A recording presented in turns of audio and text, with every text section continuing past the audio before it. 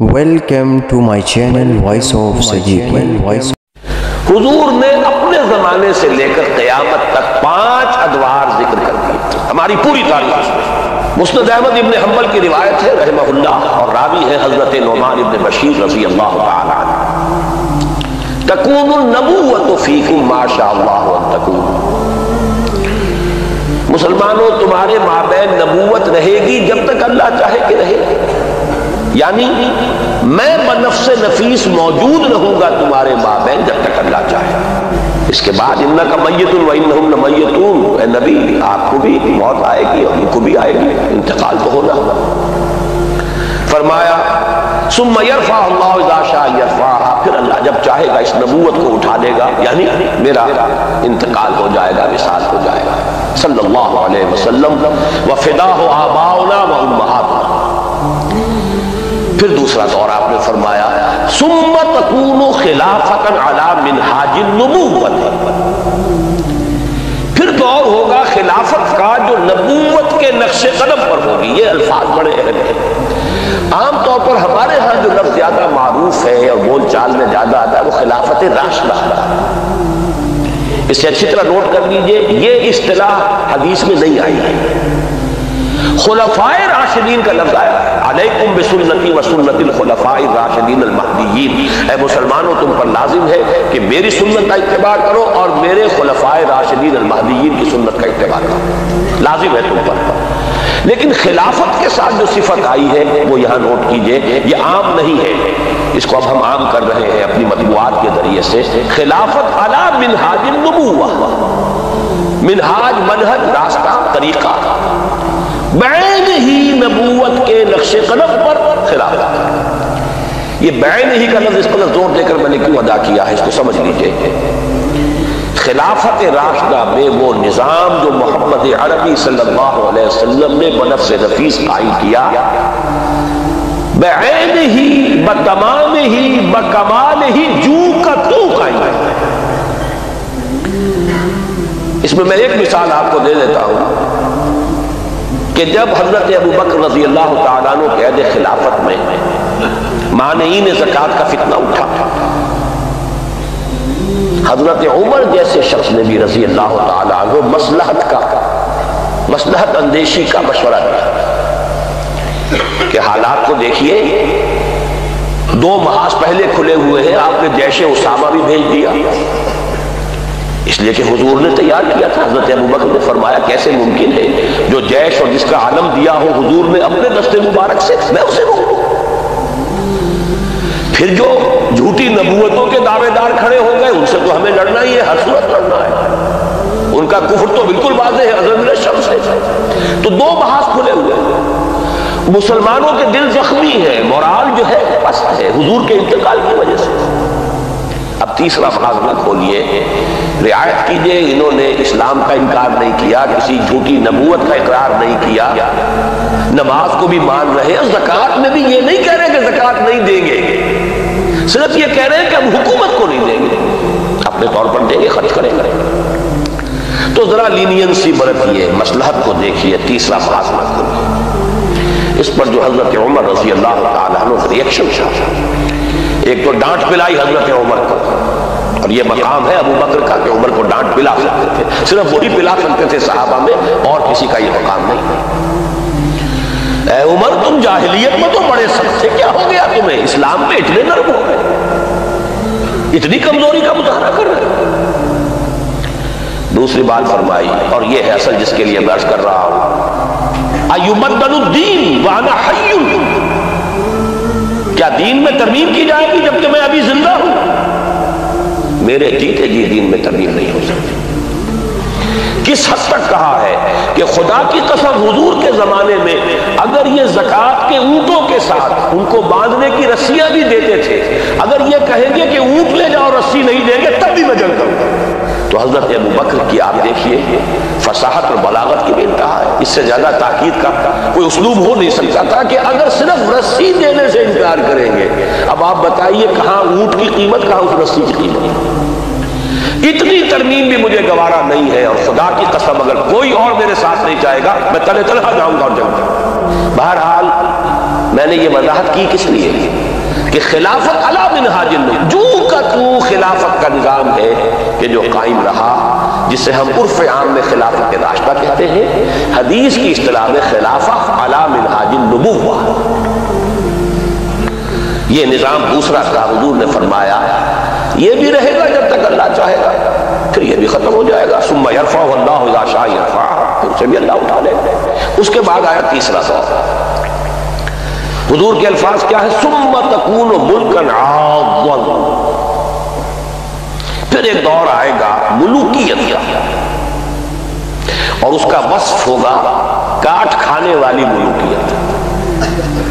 عض یعض یوم یعض الظالم علی یدیہ، قیامت کے دن جو ہے ظالم اور کافر جو ہے اپنی مایوسی میں حسرت کے ساتھ اپنے ہاتھوں کو کاٹ رہے ہیں، ہائے ہماری شامت، ہم کس راستے پر چلتے رہے کہ آج اس انجام سے دو چار ہونا پڑا۔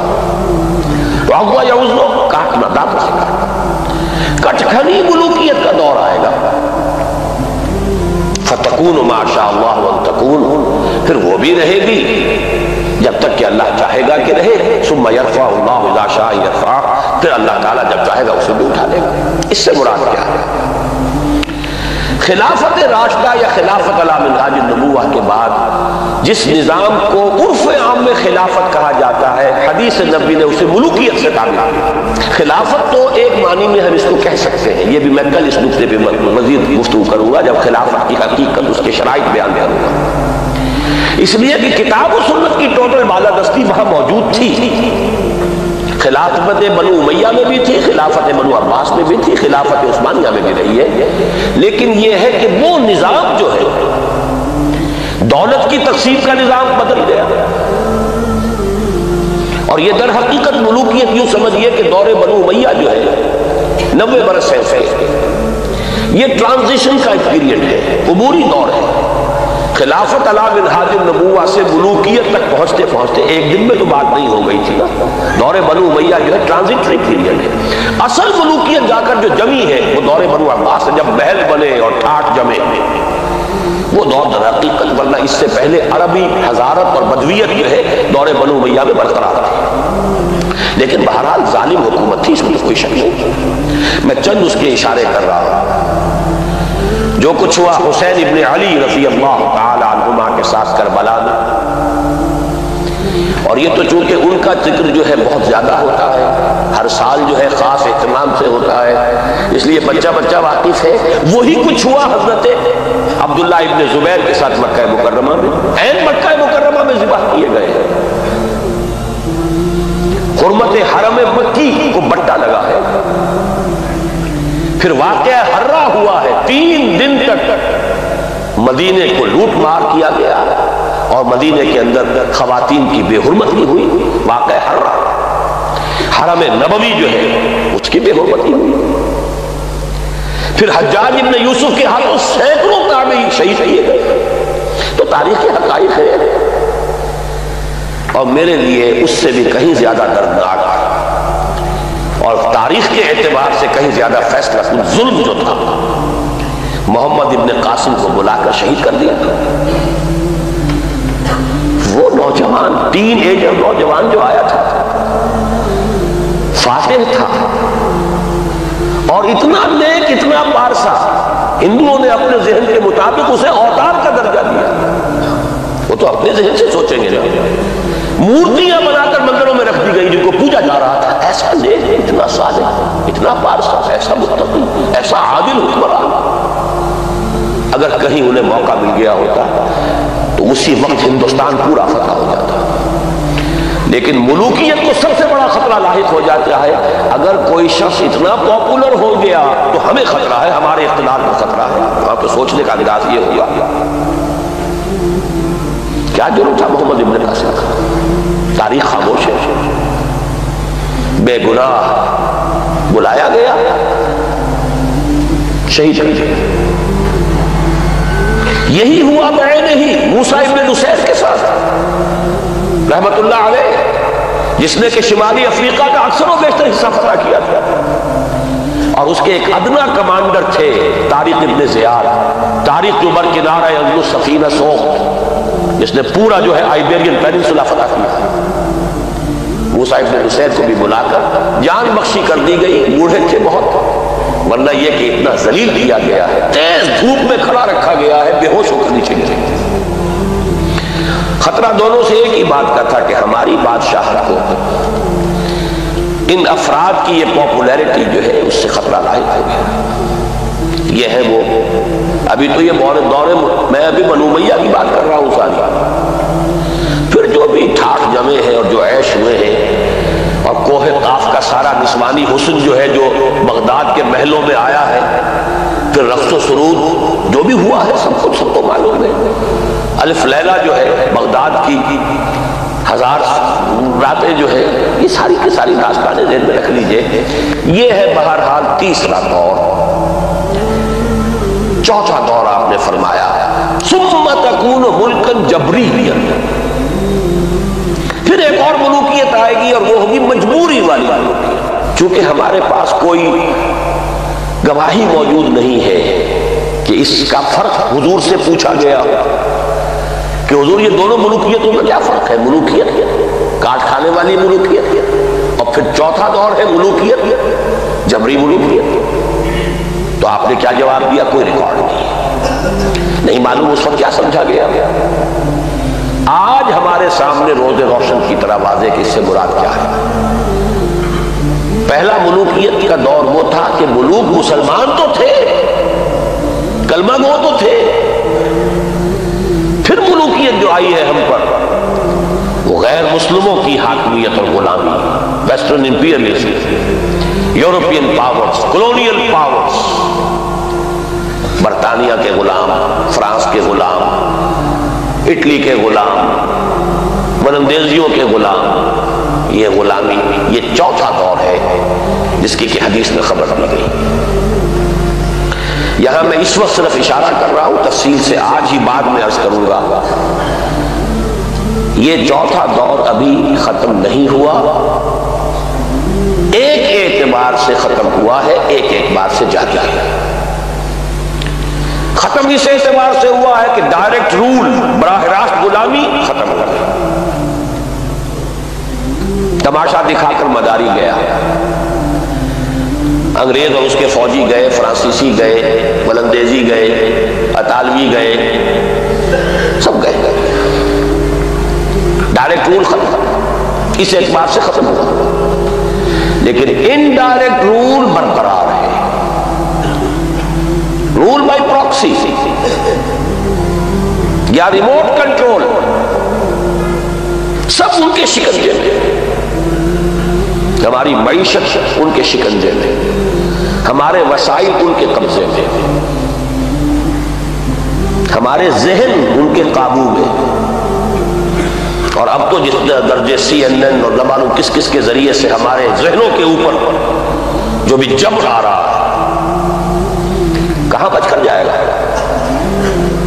کون بچ سکے گا؟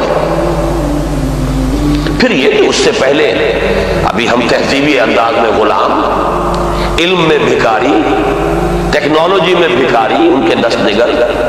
تو در حقیقت یہ چوتھا دور جزوی طور پر ختم ہوا ہے، لیکن در حقیقت معنوی اعتبار سے ابھی اس کا تسلسل جاری ہے. میں نے اکثر جگہوں پر اس کو کراچی کے حوالے سے بیان کیا. کراچی میں لانڈھی، کورنگی، شاید یہی معاملہ ہوگا، اور جو یہ نیو کراچی وغیرہ میں بھی جو بس سٹاپس آتے ہیں، 3 نمبر، پھر 3.5 نمبر، پھر 4 نمبر، پھر 4.5 نمبر، پھر 5 نمبر. تو ہم 4.5 نمبر پر کھڑے ہیں اس وقت. چوتھا دور ایک درجے میں ختم ہوا ہے، ایک درجے میں ابھی باقی ہے، اس پر میں بعد میں عرض کروں گا. اور ابھی جو اس کا آدھا حصہ باقی ہے وہ پہلے سے کہیں زیادہ تلخ ہے، اس کے شدائد اور مصائب پہلے سے کہیں بڑھ کر ہیں. لیکن وہ میری گفتگو میں بعد میں آئے گی بات. اب آئے ہم آخری دور پر. حضور نے فرمایا بہرحال اس کو بھی ختم ہونا ہے. ثم یرفع اللہ اذا شاء یرفع، پھر اس دور کو بھی اللہ اٹھا لے گا جب چاہے گا کہ اٹھا لے گا. ثم تکون خلافۃ علی منہاج النبوہ، پھر دور آئے گا خلافت علی منہاج النبوہ کا. یہ ہے وہ نوید جاں فضا، یہ ہے وہ خوشخبری موجودہ مایوس کن حالات میں